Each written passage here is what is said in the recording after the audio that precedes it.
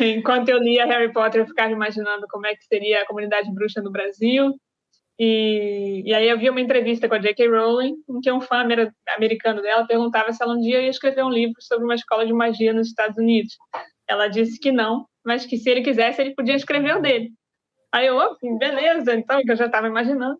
E aí comecei essa série, né, que vão ser 5 livros. E ela sempre deu uma... Ela sempre apoiou essas fics que o pessoal escreve, assim, das histórias paralelas do Harry Potter, assim. É bem legal. E você foi longe, né? Porque aí você fez um super livro.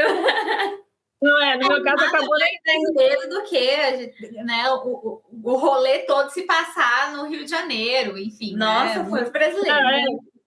Acabou não sendo uma fanfic, porque eu não menciono nada do universo dela. Eu faço umas referências de brincadeira, mas eu brinco com vários universos. Então, por exemplo, tem vampiros no meu livro que eles vão para o Rio de Janeiro porque é uma cidade boêmia, né? Dá para a Night carioca, né? Vampiro, a Night na Transilvânia é muito sem graça, né? Então eles vão para o Rio. E aí um dos vampiros ele brinca que ele tem inveja daqueles que brilham. Então eu faço várias conexões com várias sagas, mas minha paixão mesmo é Harry Potter.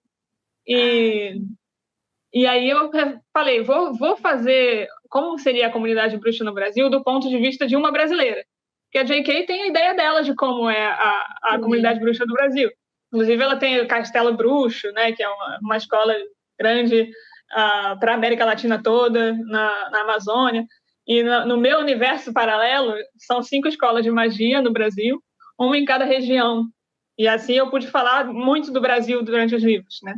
Cada um dos livros, o Hugo vai precisar conhecer uma dessas escolas, por motivos diferentes.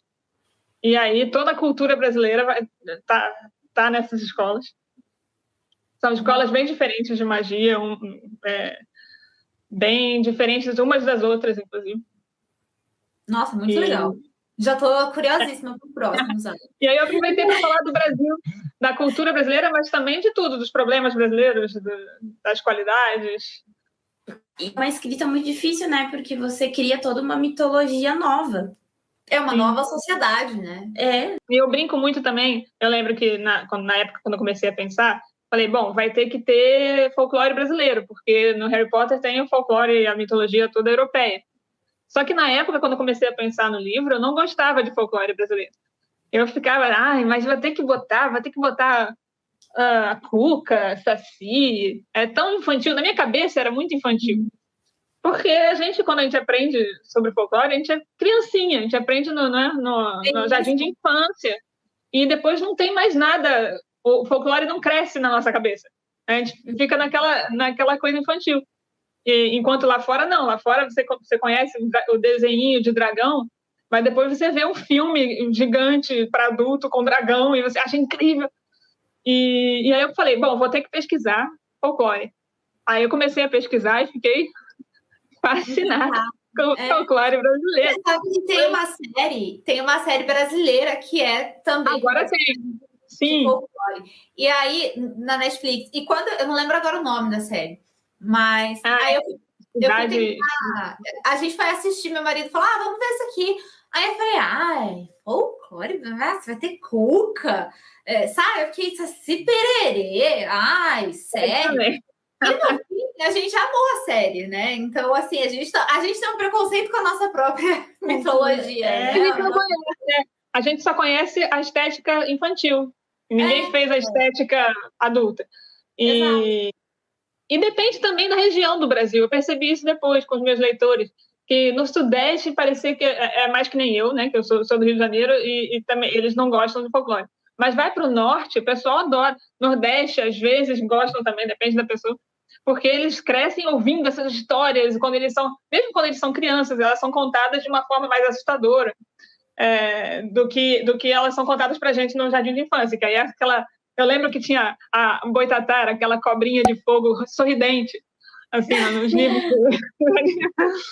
Depois eu fui pesquisando a história do Boitatá, né?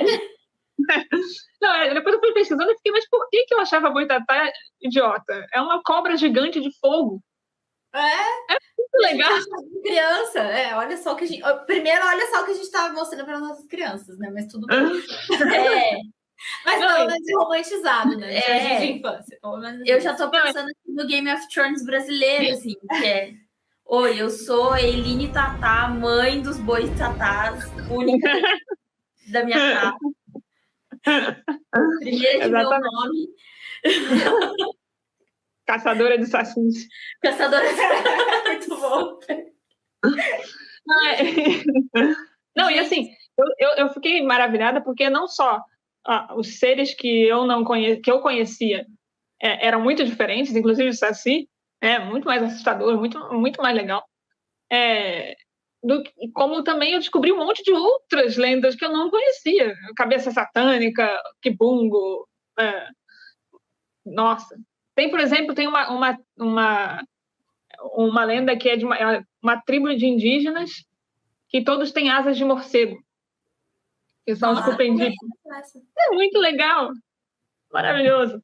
Por que a gente não aprende isso na escola? Eu não sei.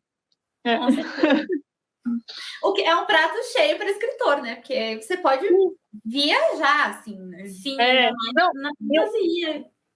Sim, e eu queria muito fazer como se fosse real mesmo, assim, o original dessas lendas, e se elas são assustadoras, vão ser assustadoras no meu livro. Eu não quero fazer que nem, tipo, o Saci camarada. Eu quero o Saci que você fica assim na dúvida, né? Porque é um cara meio... Depende. Então, por exemplo, o Boto. Eu lembro que um leitor meu, depois de ler o primeiro livro, ele falou: ai, Renata, podia ter o Boto do segundo. O Boto é tão fofinho, eu gosto tanto dele. Podia ser um professor. Aí eu fiquei... Peraí, não, calma. Não, pera, você entendeu errado. Querido, você leu a lenda do Boto? Você não entendeu muito bem, assim. Mas... Aí eu falei, bom, eu posso botar no próximo livro. Ele não é fofinho e é melhor que ele não seja um professor. Porque vai dar problema. Vai ser melhor se ele não for, realmente. Existe um estatuto que a gente respeita. E assim, e aí eu faço assim, se o Kibungo, eu descobri que o Kibungo, né, que é um monstro gigante que tem a boca atrás das costas, e aí quando ele quer engolir alguém, ele se agacha e a boca se abre automaticamente, ele joga a criança dentro da boca. Falei, bom, o Kibungo é um papão, né, que come crianças. Então eu vou fazer ele comer crianças no livro. É isso que ele faz, eu não vou botar ele comendo adulto. Nem ele como um vegetariano, por exemplo. Sim. Um abstêmio, né? Exato, exato. É mais ou menos o Edward Cullen, né? Ele é um vegan. Isso, um vegan vampiro, né? Não. E eu percebi também, por exemplo, o Saci. Eu percebi que o Saci tem várias lendas diferentes do Saci, né? Em cada região é um pouco diferente. Tem o Saci indígena, que é o que originou o Saci que a gente conhece, que misturou com outras coisas, com outras lendas africanas e virou aquele Saci que a gente conhece do sítio. Então eu falei, por que não uma raça de sacis? Né? Tem o Saci indígena, tem o Saci diferente, vários tipos. E aí comecei a fazer assim. Muito, muito bom mesmo.